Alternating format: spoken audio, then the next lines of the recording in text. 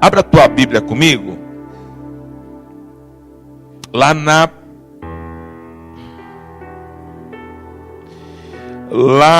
primeira carta de Paulo à igreja de Tessalônica.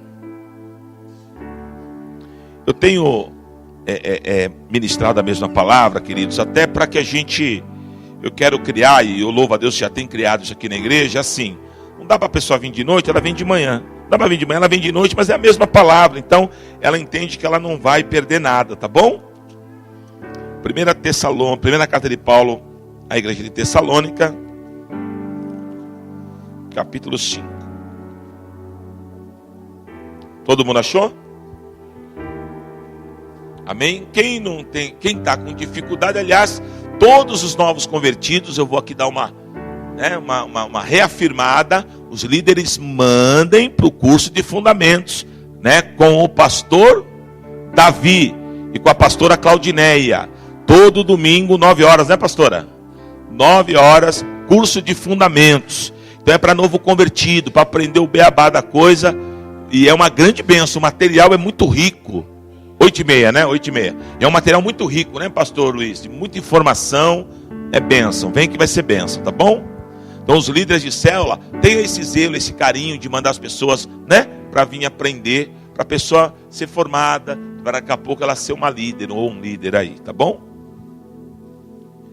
Vamos lá, 1 Tessalonicenses 5, a partir do versículo 16 em diante, diz assim, ó: regozijai-vos sempre, orai sem cessar, em tudo dai graças, porque esta é a vontade de Deus em Cristo Jesus para convosco. Não apagueis o espírito, não desprezeis as profecias, julgai todas as coisas, retende o que é bom e abstende-vos de toda forma de mal. Amém? Vamos orar, fecha os olhos. Pai, fala conosco nessa noite, nos ensina na tua palavra, na tua verdade, que nos liberta, que nos transforma. Visita a tua igreja, Senhor, traz cura, traz renovo, abre a visão, abre o entendimento, tudo aquilo que tem impedido eles de viver, Senhor, o teu grande, a tua bênção, que caia por terra em nome de Jesus Cristo, e que eles sejam alcançados pela tua palavra e pelo teu poder, em nome de Jesus Cristo. Amém. Amém? Pode sentar.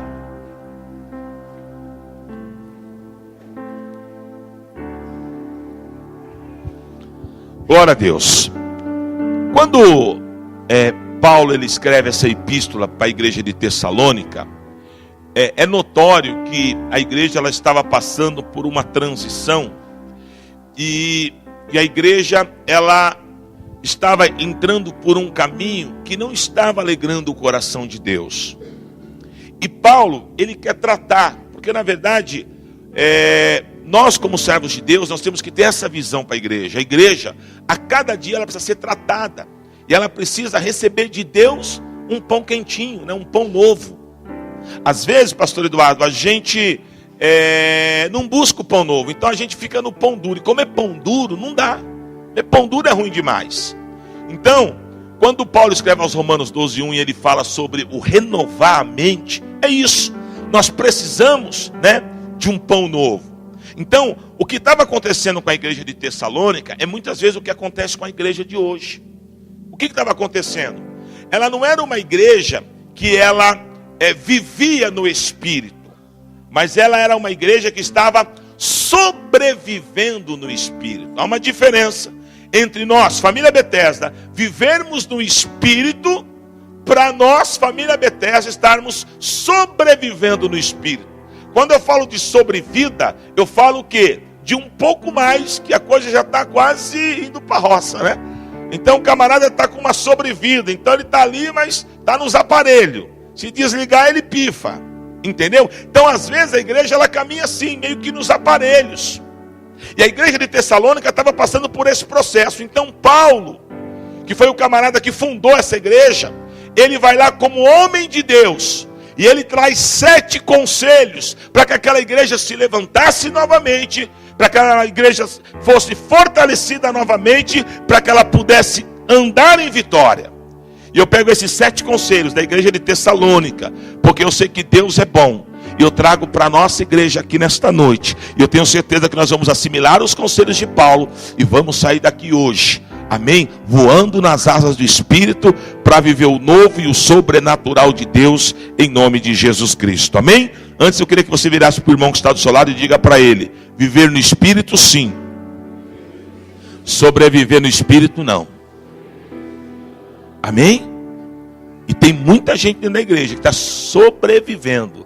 Tem muita gente que está com os aparelhos ligados, né? Só que Deus não nos chamou para isso, querido. Deus te chamou para você ser cheio da presença dele.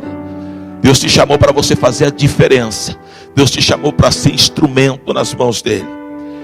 O primeiro conselho que Paulo dá para essa igreja que está aí meio que sobrevivendo, Paulo ele fala sobre algo muito comum às vezes, mas que nós não vivemos. Às vezes eu, como sou uma pessoa bem meticulosa, eu fico observando.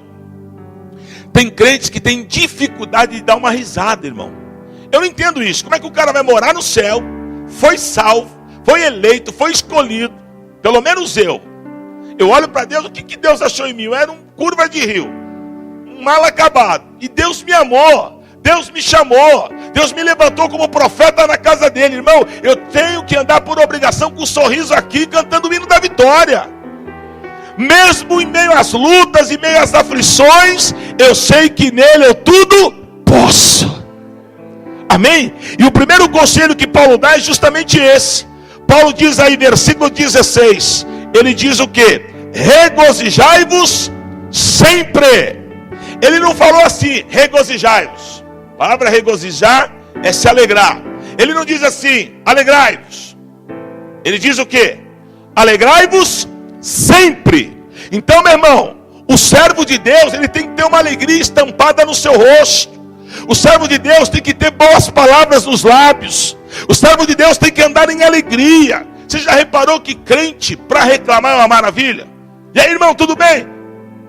Estou aí. Vai para lá do que para cá. Ô irmão, como é que está? Como é que foi o culto hoje? Irmão, alegria. Alegria. Alegria. Ai, bispo, mas eu estou desempregado. Alegria. Ai, bispo, eu estou empregado. Alegria. Ai, bispo, eu estou passando um problema financeiro. Alegria. Ai, eu estou com o banco cheio. Alegria. O Senhor quer que você se alegre em todo o tempo. O Senhor não quer que você se alegre só no momento que está tudo bem, porque aí até os de fora se alegra. Deus quer que você se alegre em todas as situações. Sabe por quê? Porque você tudo pode naquele que te fortalece. Você não vai ser envergonhado, e o Deus que você serve, Ele vai estar com você, mesmo em meio às lutas. Alegre o teu coração. Paulo está dizendo para a igreja de Tessalônica: vocês precisam ter a alegria do Senhor. A alegria do Senhor, ela é a nossa. Se você crente está fraco, caindo pelas tabelas, é porque você não tem tido a alegria do Senhor. Porque quando eu me alegro no Senhor, essa alegria ela vai transbordar no meu interior, e ela vai me fazer eu ficar forte, ela vai fazer eu avançar. Escute, eu vou falar a mesma coisa que eu falei aqui pela manhã. Não tem super crente. Talvez você está passando por luta. Eu quero falar isso porque às vezes o diabo ele já muda a coisa. E a pessoa fala, então eu não sirvo para andar com Deus porque eu tenho um monte de problema, eu estou triste. Não, querido, você não é super crente. Mas eu quero que você abra o teu coração para a mudança. E você permita a alegria do Senhor entrar no teu coração. Você permita em se alegrar. Você permita, às vezes, por exemplo, a gente apresenta uma premissa dessa e tem gente que não se alegra. A gente vai batizar quase 72 vidas. Irmão, é 72 vidas que foram saqueadas do inferno. Dessas 72 deve ter, sei lá, eu vou chutar o número, 6, 7, 10, que usava droga, que bebia, que isso, aquilo outro. E o Senhor foi lá e resgatou. Então, meu irmão, eu tenho que ter no meu coração um coração alegre por tudo que Deus está fazendo. Tem pessoas que só olham o negativo. Mas não está legal, não está crescendo. A minha célula está travada. Que está travada, querido? A tua célula está ganhando almas, está trazendo almas para o batismo. Mas ganhou uma só, não tem problema. Uma alma vale mais do que o mundo inteiro. O que você precisa é se alegrar no Senhor. Glória a Deus! Primeiro conselho, então, alegrar-se continuamente. Romanos 8:28 diz que todas as coisas cooperam para o bem daqueles que amam a Deus. O homem de Deus, a mulher de Deus que tem alegria no seu coração, vai tudo cooperar em seu favor. Amém? Vai tudo cooperar. Bispo, a minha casa está de perna para o ar. Não tem problema não. Deus vai lá e vai arrumar tudo, porque Ele está no controle de tudo. Confia nele, confia, querido. Eu sei que às vezes a gente está lá no balão de oxigênio, está sobrevivendo, mas o Senhor vai tirar você dessa condição nessa noite, e você vai sair numa condição diferente. Você não vai estar no balão de oxigênio, mas você vai sair voando nas asas do Espírito, porque você vai receber um fôlego novo. O Espírito de Deus vai ser soprado nas tuas narinas, e você vai sair daqui para viver o novo, o sobrenatural de Deus na tua vida. Rabacaia xerebe canarápia. Oh, aleluia. Segundo conselho que Paulo dá: primeiro, alegrar-se então continuamente. Segundo, Paulo ensina essa igreja a ter uma oração perseverante. Está lá no versículo 17, Paulo diz assim, ó: orai sem cessar. O que Paulo está dizendo? Persevere.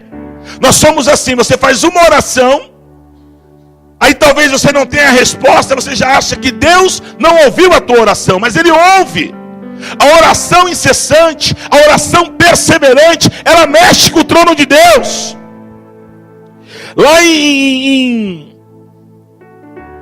Atos capítulo 2, versículo 5, narra uma história tremenda. Quando Pedro ele é preso, e Pedro está lá preso, e chega a notícia para os outros discípulos que Pedro estava preso. Sabe o que eles fazem? Eles começam a orar, uma oração incessante. Está lá em Atos 12, versículo 5, e eles oram, e a Bíblia diz que eles estão lá numa casa orando, e lá onde Pedro está preso, de repente, abre as celas. Pedro não entende nada, Pedro só vê ali, hoje no Senhor a Bíblia diz que Pedro sai andando, e ninguém vê Pedro, irmão, porque quando Deus quer fazer é assim, e Pedro sai pela porta da frente. Sabe o que o Espírito Santo falou no meu coração? É tempo de nós como igreja orarmos, sabe para quê? Para que todos os grilhões sejam quebrados, todas as amarras que o diabo tem colocado em áreas da tua vida, para te paralisar, para fazer com que você não cresça, nessa noite vai cair por terra, porque o Todo-Poderoso, Ele vai levantar um exército de intercessores dessa igreja, e nós vamos nos posicionar, porque nada e ninguém pode resistir à oração de um justo. Quando um justo se coloca de joelho, há um reboliço no céu, e o milagre acontece em nome de Jesus. Atos dos Apóstolos, capítulo 16, a partir do versículo 25, diz: por volta de meia-noite, Paulo e Silas estavam presos, orando e louvando ao Senhor. De repente veio um terremoto e sacudiu as cadeias, sacudiu os grilhões. É isso que Deus vai fazer aqui nesta noite. Deus vai quebrar as cadeias, Deus vai sacudir os grilhões, e o teu milagre vai acontecer em nome de Jesus. Diga para o teu irmão: orar sem cessar.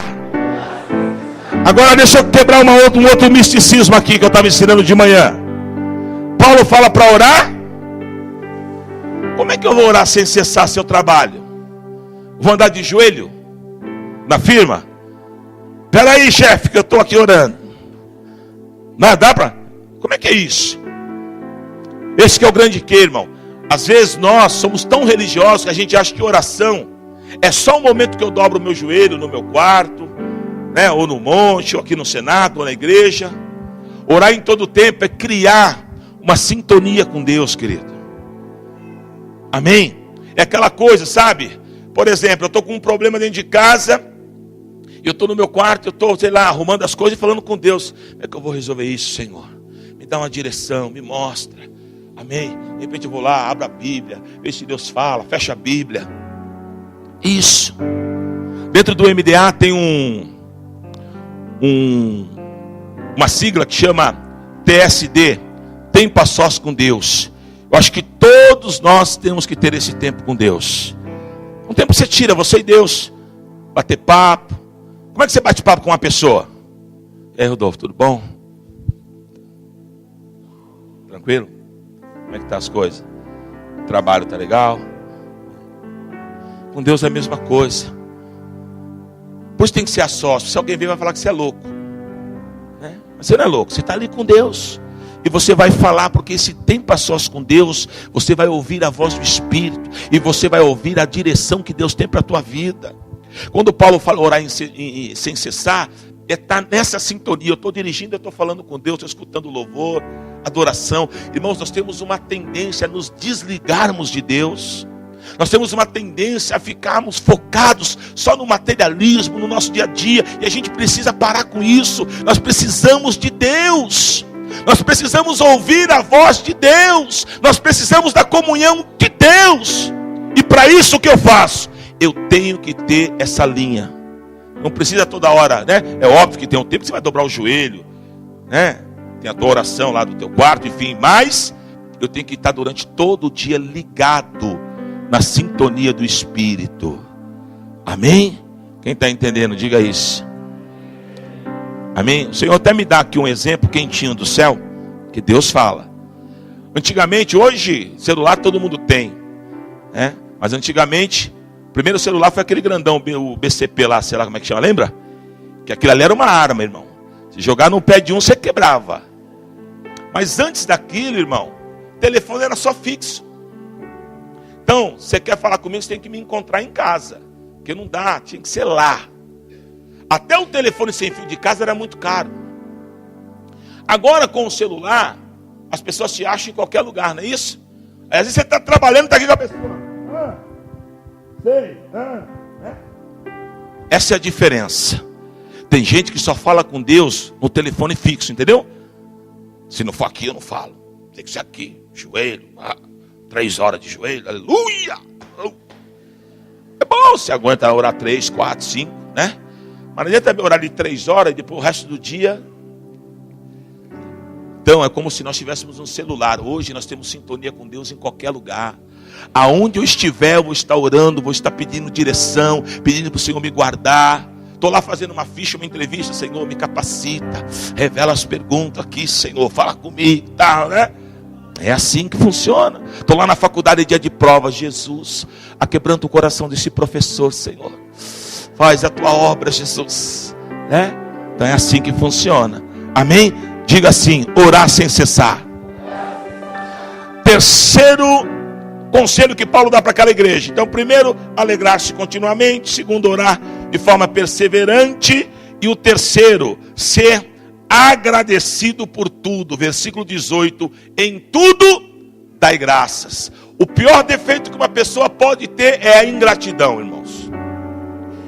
A ingratidão é uma marca que fere o princípio da palavra de Deus. E o que é ingratidão? É não valorizar, não somente o que as pessoas fazem por você, mas não valorizar o que Deus tem feito por você. Quantas pessoas que Deus resgatou lá da lama, lá do monturo, e quando a pessoa se estabelece, ela esquece de Deus. Não pode.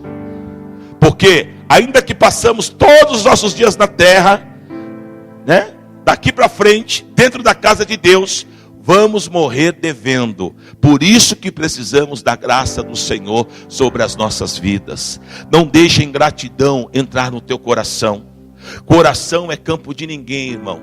Coração é igual a Ilha das Malvinas, quando a Argentina queria pegar, a Inglaterra queria pegar. Entendeu? O coração é assim. Deus quer para ele, é óbvio. Mas, se você não entregar, fica a guerra entre Deus para pegar e o diabo para pegar. Então, querido, você entregou sua vida para Jesus, teu coração tem que ser do Senhor. E um coração que é do Senhor, ele precisa ser agradecido. Um coração que é do Senhor não pode ser ingrato. Então glorifica a Deus por tudo. Eu estou até meio falho agora, mas antes eu tinha uma mania aqui na igreja. Então, a irmã comprou essa flor aqui e deu. Eu colocava aqui e já falava: glória a Deus, olha o que o Senhor nos deu. Mais uma flor para a nossa igreja. Por que, bispo? Porque a Bíblia me ensina a ser fiel no pouco e no muito eu te colocarei. Então, seja grato. Amém? Seja grato. Porque o Senhor, Ele vai te abençoar e vai mudar a tua história, tá bom? Então, Paulo ensinou aquela igreja: olha, vocês estão vivendo um processo de ingratidão. Vocês precisam ser agradecidos por tudo. Quarto conselho, Paulo ensina a igreja de Tessalônica a preservar a unção e os dons do Espírito. Está lá no versículo 19. não extingais o Espírito. Amém? Então qual é a direção de Paulo? A igreja não pode ficar sem a presença de Deus. Então tem pessoas que se convertem, ela não se preocupa em buscar o batismo com o Espírito Santo. Tem crente que é batizado no Espírito Santo, mas está frio, não busca o renovo. Então, meu irmão, se você está numa situação dessa, você está fora do propósito de Deus. Deus quer uma igreja marcada pelo Espírito. Deus quer uma igreja cheia da presença do Senhor. Atos capítulo 1, versículo 8. O Senhor não liberou os discípulos até que do alto eles fossem revestidos de poder. Jesus falou para eles: ó, ninguém sai daqui até que do alto vocês sejam revestidos de poder. Amém? Lá em Efésios 5,18, Paulo ensina a igreja de Éfeso o quê? Ele diz assim: olha, embriagai-vos não de vinho, onde há contenda e dissolução, mas embriagai-vos do Espírito. Amém? Igreja vitoriosa é a igreja que é cheia do poder de Deus. É a igreja que fala em língua repartida. É a igreja que levanta profeta. É a igreja, meu irmão, que é aberta à unção de Deus. É a igreja, meu irmão, que crê que o Senhor opera e faz infinitamente mais. Igreja que não crê, igreja que não é movida pelo Espírito, ela não agrada o coração de Deus. Amém? Aleluia. Levante a tua mão para o céu e declara assim: Senhor, marca a minha vida nesta noite, e que eu seja cheio da presença de Deus. Que Efésios 5,18, Atos 1,8 e Mateus 28,18 esteja sobre a minha vida, em nome de Jesus. Amém? Glória a Deus. Então Paulo fala para aquela igreja: não extingais o Espírito. Igreja que é vitoriosa, igreja que é cheia de Deus. Sexto conselho, penúltimo conselho. Paulo está lá no versículo 21. Paulo ensina aquela igreja, melhor dizendo, desculpe, quinto conselho. Paulo ensina aquela igreja dizendo, para que ela possa acolher e valorizar a palavra profética. Efésios 5:20 diz assim: não desprezeis as profecias. Existem dois tipos de profecia dentro da igreja. Existe a profecia que Deus toma o homem de Deus, o profeta, e inspirado por Deus, ele traz uma mensagem, geralmente rema, geralmente direta para aquela pessoa. E tem a palavra profética que é pulverizada do púlpito, que é lançada sobre a igreja. Tanto uma contra a outra, eu preciso absorver, amém? E tomar posse. A palavra profética, que é a inspiração, que nós chamamos de dons de inspiração, que é a palavra profética, diz a Bíblia que tem que ser examinado. Como é que é isso? Então um camarada me falou, né, sei lá, que Deus vai me abrir uma porta de emprego. Então eu não vou descrer. Amém. Eu vou ficar na sintonia, na oração. E quando acontecer, eu vou glorificar Deus e eu vou falar o quê? Essa profecia, ela é de Deus. Pode acontecer que a pessoa fale algo que não é de Deus? Também pode. Por isso que esse tipo de profecia, Paulo ensina que tem que ser o quê? Examinado por uma ou duas pessoas. Amém? Agora, a palavra que sai do altar, essa ela é tremenda. Por quê? Porque eu falo aqui, tem 200 pessoas na igreja, as 200 pessoas vão entender esse diferente. Porque o Espírito fala segundo a sua necessidade. Sabia disso? Tem pessoas, não sei se você já ouviu isso. A pessoa às vezes leva a pessoa para o culto, acaba o culto. Na hora a pessoa está meio emburrada, cara feia. Aí a pessoa pergunta: por que você está assim? Acabamos de sair do culto. Quem mandou você falar minha vida para esse pastor? Quem já ouviu isso aqui, né? Quem mandou você falar? Eu não falei nada. Como não? Ele falou a minha vida inteira. Por quê? E aí você fala: mas não tem nada a ver. Mas por quê? Porque a palavra foi lançada para aquela pessoa segundo a sua necessidade. Amém? Então, querido, você precisa valorizar. Quando eu desprezo a profecia, eu estou desprezando o ensino. E o grande problema da igreja hoje é a desobediência. Às vezes o jovem vem e fala: olha, bispo, eu falei já com o pastor Luiz, com o meu líder de jovem, né, eu estou engraçando com a menininha aqui, ela comigo, coisa e tal e coisa, e tal. Aí eu falo assim: então tá bom, filho, vamos orar 3 meses, mas não é que o bispo não quer que vocês namorem.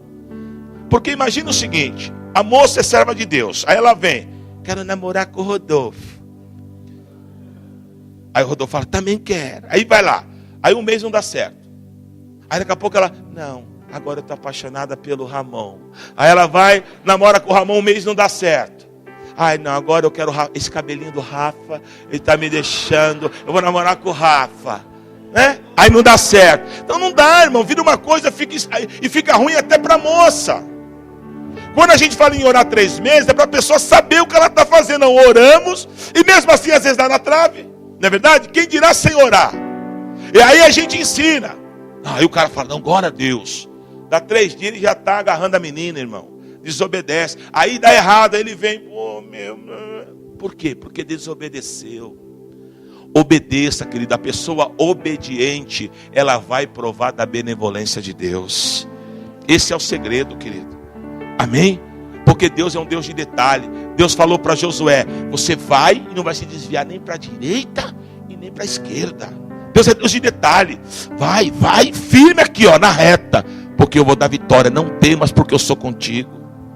Então não dispense a palavra profética. Ande debaixo da bênção. O pastor orientou para fazer A, faz A. Para de inventar. Aí dá errado. Aí depois fica com aquela carinha, né? Deu errado porque você desobedeceu. Porque quem obedece prova da bênção do Senhor. Amém? 6º conselho que Paulo deu para aquela igreja: examine tudo e escolha o que for bom. Versículo 21. Examinai tudo, retende o que é bom. Amém? Nós precisamos. Aí às vezes você ministra, algumas pessoas falam assim: ai bispo, eu preciso sair daquela empresa, é uma prostituição, é uma bagunça. E você é a luz. Amém? Então eu estou trabalhando aqui, querido. Amém? Ah, mas o fulano, eu não estou nem aí com eles. O que não é bom eu não retenho. Eu só retenho o que é bom. O que é bênção para a minha vida eu armazeno. O que não é eu lanço fora. Aprenda isso. Amém? Às vezes a gente está numa roda de amigos, tal, porque ninguém é ET. A gente ainda vive nesse mundo. Quer ver uma coisa muito que ocorre muito? Mulherada de salão de cabeleireiro. Salão de cabeleireiro quer saber do que está acontecendo na redondeza? Vai no salão de cabeleireiro com a mulherada lá, né? E pai, fala disso, fala. Então, você é serva de Deus, você não pode entrar naquela história. Tem situações de salão de cabeleireiro que é ridículo. Aí a moça fala, aí ontem eu e meu marido, então foi assim, assado. Quem quer saber, minha senhora? Guarda para você. Então é umas coisas que não rola. Então eu sou serva de Deus, eu não vou entrar num raio de ação desse. Entendeu? Então a gente precisa reter o que é bom, querido. O que soma. Amém? Aí eu olho para o Rodolfo e só vejo os defeitos do Rodolfo. Não, lança fora o que não serve. Vou olhar para aquilo que é bom na vida do Rodolfo. 1 Coríntios 5,17. Olhai as pessoas não segundo a carne, mas segundo a ótica do Espírito. Então lança fora. Então Paulo está ensinando a igreja de Tessalônica. Olha, só retém o que é bom. Naquela época tinha, né? Hoje ainda tem, mas naquela época tinha muita heresia às vezes dentro da igreja. Pessoas que entravam e traziam heresia. Então é isso que Paulo está dizendo. Só retém o que é bom. O que não for, lança fora. O que não edifica, lança fora. Amém? E para finalizar, o 7º conselho. Paulo, ele ensina a igreja a rejeitar o mal, fazendo escolhas sábias. Está lá no versículo 22, diz assim: abstende-vos de toda sorte de mal, ou seja, se afaste. Quando eu me converti, eu trabalhava com ferro e aço, com lotes de material. E antes de eu me converter, é muito comum no ferro e aço, a gente chamava de, vamos dar uma bica, né? Maracutaia. Então, por exemplo, o cara comprava 200 quilos de ferro, a gente colocava na nota 200 e mandava 180. Isso é muito comum nas firmas de ferro, né? E isso era uma coisa normal pra gente do mundo. Quando eu me converti, eu fiquei meio que em crise. Porque agora eu sou nova criatura, mas o velho homem, né? Pô, meu, isso aí não é nada, te dá uns 3, 4 pau a mais aí no mês, vamos lá. E eu ficava nessa. Aí um dia até brinquei com o pastor Eduardo, eu estou lendo a Bíblia, aí vou lá em Provérbios. E lá fala sobre a balança enganosa. Irmão, aquele dia, diante de Deus, eu tomei um cruzado de Jeová. Imagina um tapão na orelha, eu tomei. Deus falou claramente comigo. Mais ou menos assim, ou você se converte de fato, ou você fica. Como é que pode estar na Bíblia, falar sobre balança enganosa? E a partir dali a minha concepção mudou. Então é isso, querido. Quais são as suas escolhas? Você tem que escolher o que é bom. Está assim de gente na igreja que se converteu, mas ainda aliançado com o mundo. Isso é muito sério. Porque a Bíblia fala lá na carta de João que quem é amigo do mundo é inimigo de Deus. Às vezes a gente acha que as coisas mundanas são normais para Deus, não são. quem é amigo do mundo é inimigo de Deus. Então, querido, a gente precisa aprender a reter o que é bom. A gente precisa rejeitar todo o mal, tudo que não serve. E assim, a gente sabe o que é certo e o que não é, irmão. Quando alguém vem falar mal de você, de uma pessoa para você, isso é certo? É certo? Mas a gente às vezes acaba falando, acaba potencializando. Não é verdade? Então, o que eu quero que você entenda? A gente tem o espírito da verdade. Todos os erros que você comete sabendo que está fazendo errado. Isso é, se você for servo de Deus.